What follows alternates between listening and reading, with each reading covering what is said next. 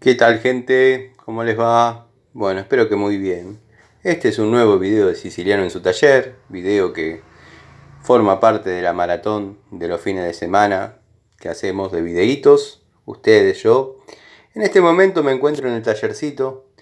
Estuve revisando, dado que ya hace unos días las tengo acá, unas máquinas batidoras de un cliente amigo que tiene una especie de resto. Y bueno, el problema que le hace esta máquina es que al momento de enchufarla salta el disyuntor.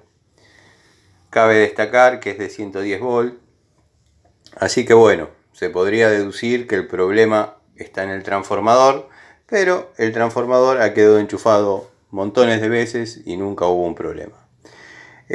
Así que bueno, yo estuve revisando lo que es el tema placas, lo que es el tema instalación, lo que es el tema cableados. La máquina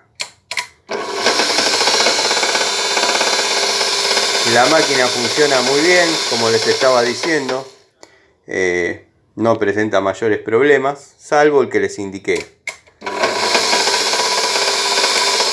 Cuando la enchufan, salta el disyuntor. Yo obviamente acá en el taller tengo una línea sin disyuntor, una línea con disyuntor. Así que bueno, gracias a eso puedo hacer las pruebas. Lo que he detectado, voy a apagar la luz, voy a prender la luz nuevamente y voy a volver a apagar la luz para que noten cuál es el problema. Esto que estoy teniendo acá es un buscapolo y podemos detectar, podemos darnos cuenta que hay una fuga en el motor. El bobinado perdió la agilación, ya sea por temperatura, por envejecimiento. El barniz se ha disipado, se ha ido, y está generando una fuga eléctrica a lo que es el chasis. Ahí es donde se produce la fuga y hace saltar al disyuntor. Así que bueno, nada, no sé si ahí lo aprecian, pero prendí la luz porque estábamos al oscuro.